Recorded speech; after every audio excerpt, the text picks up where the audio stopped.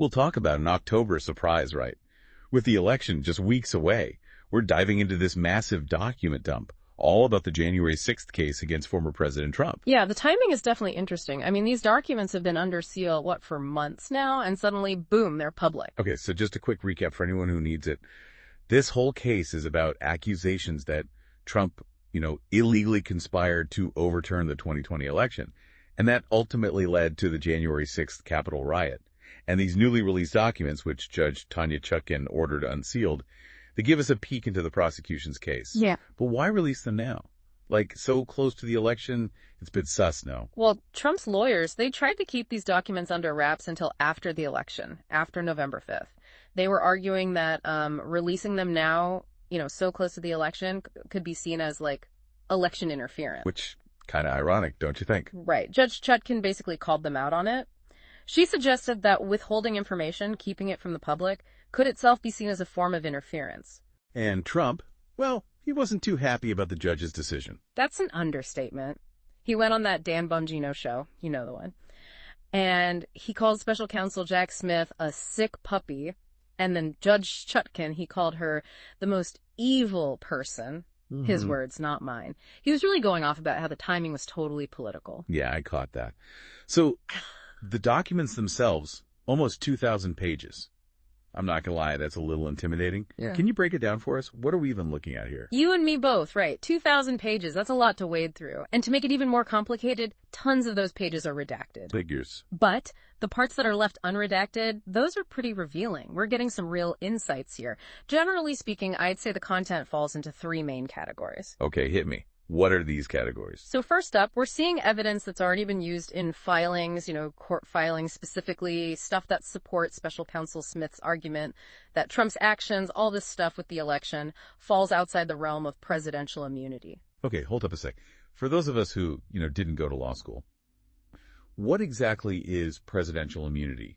And why is it such a big deal in this case? Sure. So presidential immunity, it's basically this legal thing, this doctrine that protects presidents from getting sued for actions they take while in office.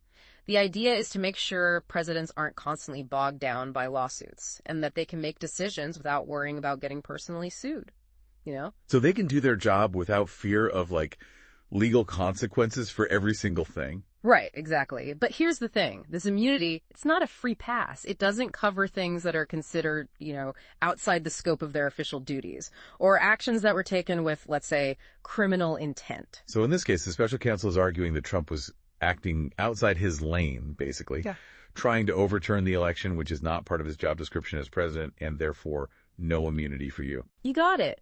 And this whole presidential immunity thing, it's a huge sticking point in the case. Honestly, it might be the biggest legal question that the Supreme Court is going to have to figure out. Makes sense. All right, so that's category number one. What about the second category? You said there were three, right? Yep, 3 categories. So the second one, it's kind of interesting. It's a lot of stuff that's already public, actually. Public information about Trump. Like what? Like social media posts, especially tweets from around January 6th campaign, fundraising emails, even a transcript from that whole CNN town hall he did recently. So stuff we could have found ourselves if we went digging around online. Exactly. But here's why it's important.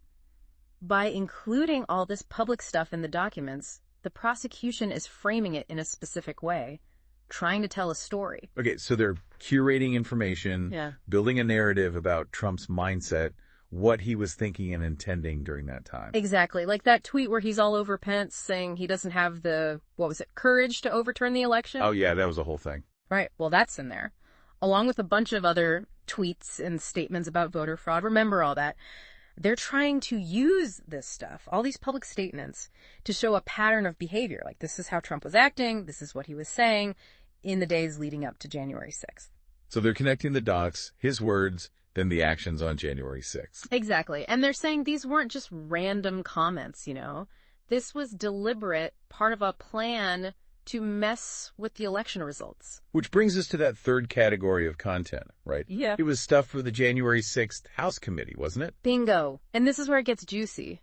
Because some of the stuff in these documents, it overlaps with what the House Committee found. So now there's this potential link between the two investigations. Okay, so that's got to be a big deal. I mean, the House Committee, they talked to, hundreds of people?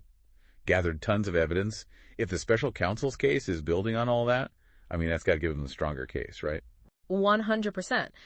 The House committee did a deep dive, and even though it wasn't a criminal investigation, it gave us this detailed picture of everything leading up to January 6th, and it seems like the special counsel is taking that picture, that roadmap, and using it to, like, beef up their own case. Gotcha. All right, so we've got these three main categories of content, but you also said a lot of it's redacted. What do you think? Are they hiding some crazy bombshell, or is that just like standard procedure in these types of cases? It's tough to say without seeing what's behind those black bars, you know? I mean, some redactions, they're totally normal, especially when you've got sensitive information and the case is still going on. Like, you don't want to reveal grand jury stuff or who the confidential sources are, that kind of thing. That makes sense. But, and this is a big bet, the amount of redactions in these documents, it's a lot. It's like trying to do a puzzle where half the pieces are missing. We're getting little hints, you know. But the full picture, it's still a mystery. Speaking of hints, there was something else that caught my eye.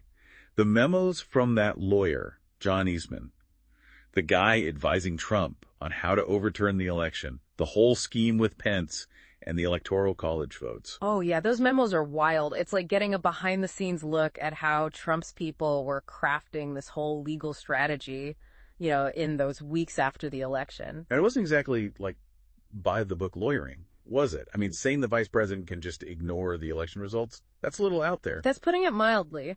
Eastman's whole argument, it hinged on this super iffy interpretation of the Electoral Count Act. Most legal experts were like, yeah, no, that's not how it works. So what was he even suggesting? What was Eastman's big plan? Well, basically, he was saying that Pence, you know, since he's the one who oversees the Electoral College vote count, he could just decide to throw out electors from states where Trump was disputing the results. He wanted Pence to blow the whole thing up, send it back to the states, or maybe even back to Congress. Total chaos. Wow. That's bold. And they weren't just messing around, right? They were actually trying to make this happen. Seems that way.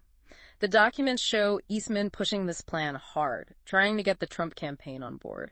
He even wrote up these memos like step-by-step instructions for how Pence could pull it off. And remember, this is all happening while Trump's out there publicly pressuring Pence, saying he's not man enough to do what needs to be done. Talk about pressure. Intense. So how does this all tie back to the case against Trump? What do these Eastman memos tell us about all that? That is the million-dollar question, and honestly, I think that's what makes these documents so important. I mean, you're right. They do feel kind of like a smoking gun, you know, like there was a whole plan in place to pressure Pence into overturning the election. Yeah, and I think that's exactly how the prosecution is going to use them, to show that there was this conspiracy going on, a plan to obstruct an official proceeding and defraud the United States. Which are obviously very serious charges. Right. But let's take a step back for a sec. For those of us who are still trying to wrap our heads around all this, what's the big takeaway here? Well, I think even with all the redactions and stuff, these documents are giving us a pretty clear look at the case against Trump. And remember, this thing hasn't even gone to trial yet. And we're already seeing what looks a lot like evidence of a conspiracy to overturn the election. And we can't forget about the timing of this whole thing, right? With the election so close, it's hard not to see this as a politically charged situation. No doubt. This case has become like this huge flashpoint in the election. Both sides are using it to, you know, fire up their supporters. It's bigger than just one election, though, isn't it? Way bigger. We're talking about, like, the foundation of our democracy, the rule of law, the peaceful transfer of power, all that stuff, the things this country was built on. What happens with this case, it could have a huge ripple effect on how we view the presidency, the limits of power, even how fragile our democracy really is. It's a lot, that's for sure. Yeah, no kidding. But that's what we're here for, right? To break it down, make sense of it all. And I think these documents, with all the, you know, the glimpses they give us and the parts that are still hidden, they remind us that this story, this whole January 6th thing, we're still figuring it out. And maybe more importantly, it makes you think about, like, what happens next? What if a president can just decide they don't like the election results and try to overturn the whole thing? What's stopping that from happening again? Those are the big questions, right? And as this case goes forward, we're going to keep digging into all of it. The legal arguments, the politics, the whole historical context. It's going to be fascinating and a little nerve-wracking to see how it all plays out. Absolutely. Well, on that note, we'll leave you with this thought.